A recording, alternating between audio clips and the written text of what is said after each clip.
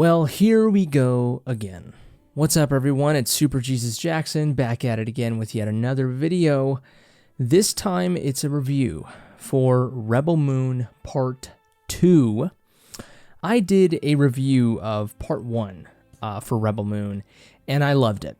But also, I'm a huge Zack Snyder fan, as a lot of you know. And this video, sorry to break it to all of you, but it's no different. I'm just going to cut right to the chase. Rebel Moon Part 2 has solidified yet again my love for Zack Snyder. It has reinforced it. It is magic. It is powerful. It's impactful. It has made me appreciate movies just a little bit more. That's what Rebel Moon Part 2 did for me. You know, I can't do a discussion on Rebel Moon or Zack Snyder without talking a little bit about the backlash that it is getting, because it is getting absolutely hammered, not only by the trades, but also by YouTubers. A lot of YouTubers that I look up to, a lot of YouTubers that I watch, a lot of their content, movie critics, that sort of thing on YouTube, they're not necessarily loving the film. And it wasn't a surprise, you know, the part one wasn't really well received either.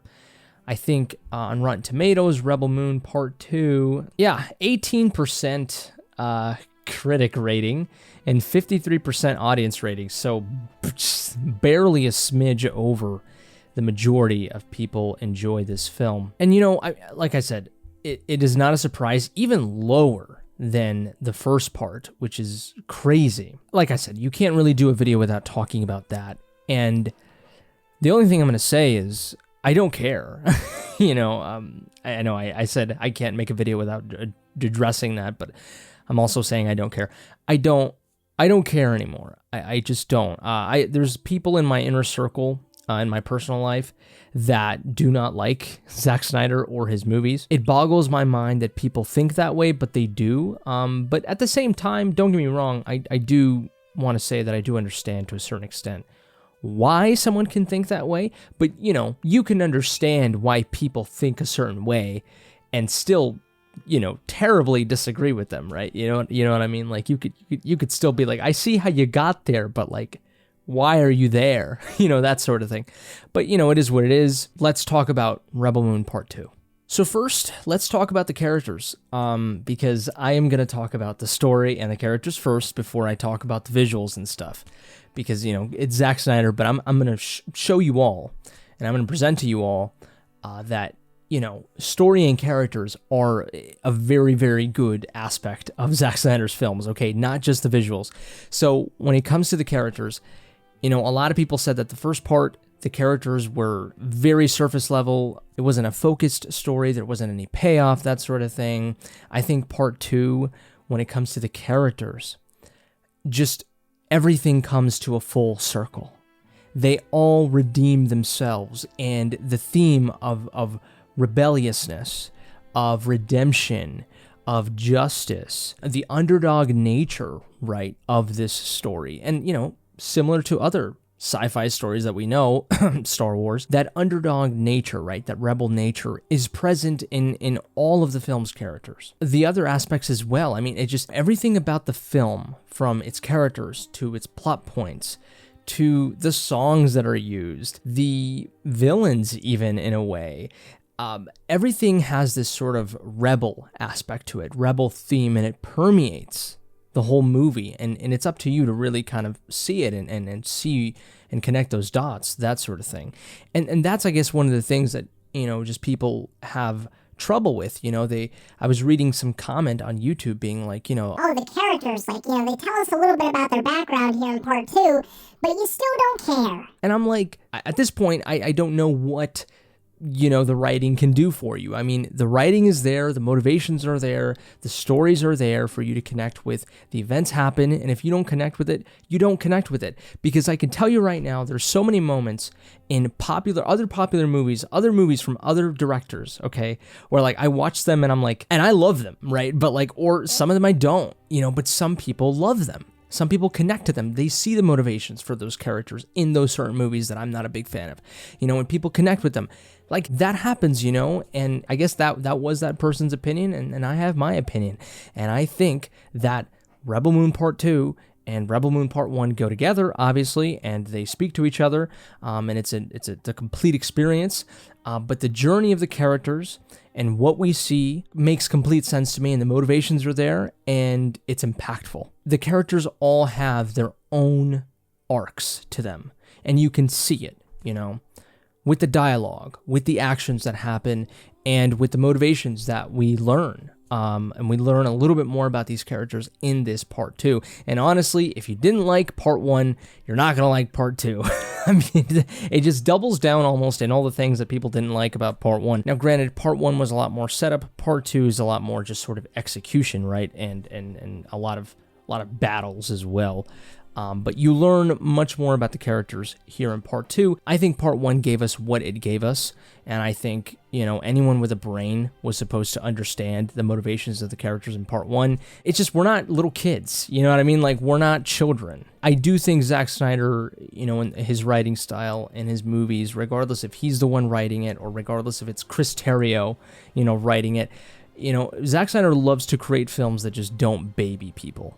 And if you don't really, get it, if you don't feel the motivations, if you don't understand the impact, if you don't connect, I mean, that's on you, you know what I mean? But I thought the movie did a phenomenal job of doing it. I think Zack Snyder respects your time. It respects your intellect. I think all of his movies that he's involved with, not just the ones where he's the writer.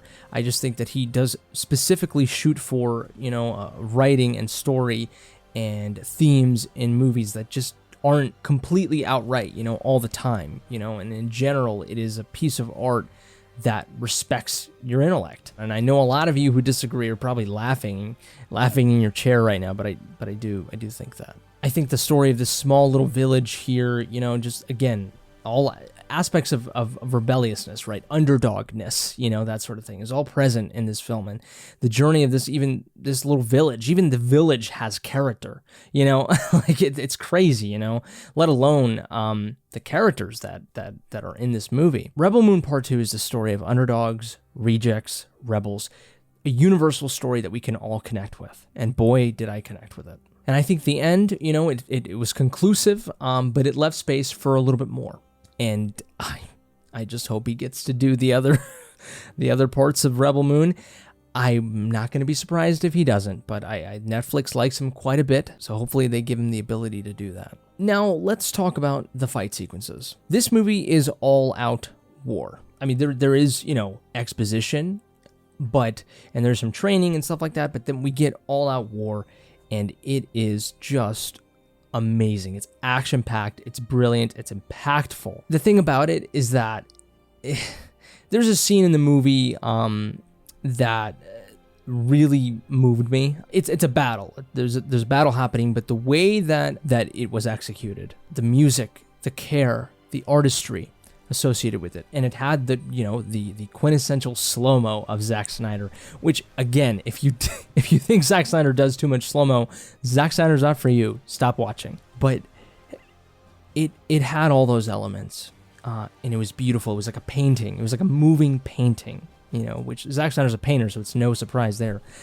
But it was so beautiful. It was so moving, and Zack Snyder's really the only person that I can imagine that makes fighting, that makes war look beautiful.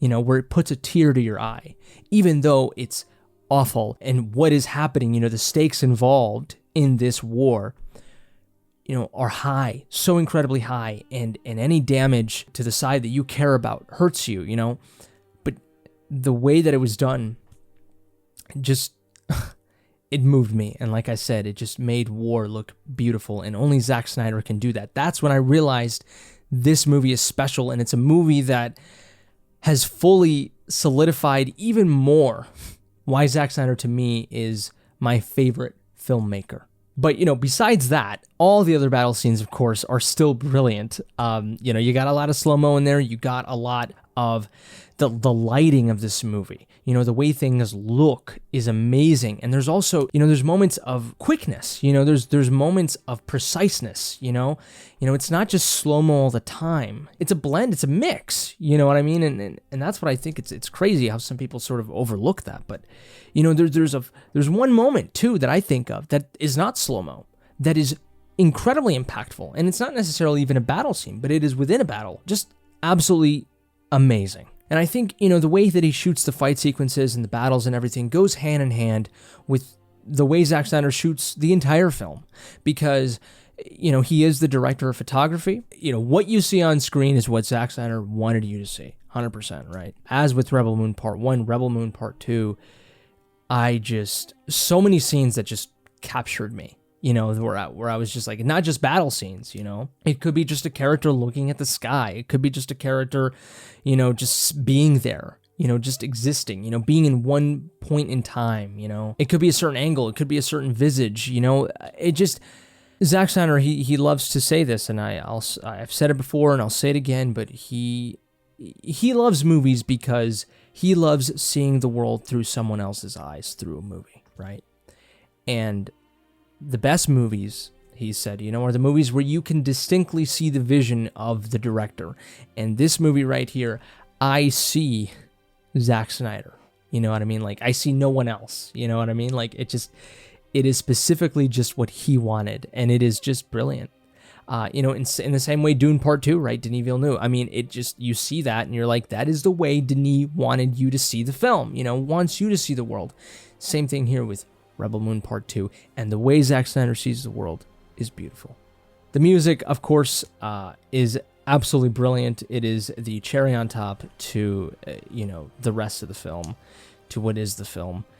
Junkie XL does a phenomenal job here in Part 2 as well. If you don't like Rebel Moon, if you don't like Zack Snyder, I mean, what are you gonna do? What am I gonna do? You know what I mean? Why are you here on this video? You know, but if you're here and you want to listen to my opinion, thanks to you.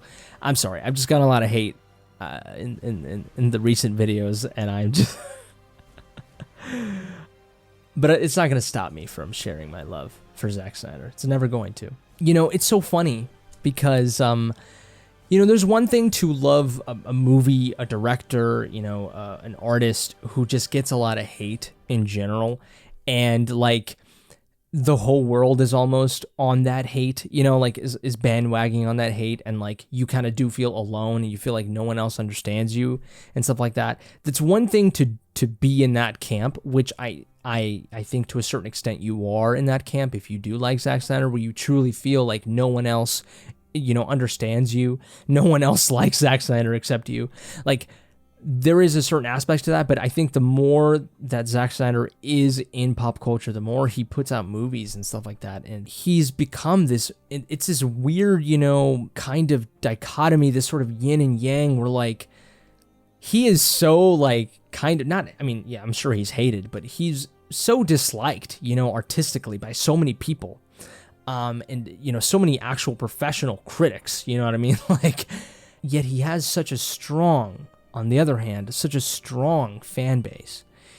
And it's so funny, you know what I mean? He's able to live in this weird, you know, zone, you know, in this weird line between, you know, his fans and the haters, you know what I mean? And like, I don't know, like, I loved Morbius, for example, but are you seeing the director of Morbius be interviewed by GQ, be interviewed by Wired, by Men's Health, you know what I mean? Like, and have viral videos, you know, here and there, be interviewed by Joe Rogan, you know what I mean? Like, no, you're not seeing that. Zack Snyder is this one, it's this guy that's able to sort of transcend, you know, dislike and hate, you know, and he's able to find a spotlight in pop culture. He's referenced in the Barbie movie, you know what I mean? That's like, it's just, you know, and he's loved by Christopher Nolan, and Christopher Nolan just, you know, says quote here and there, you know, about how Zack Snyder has influenced cinema, you know?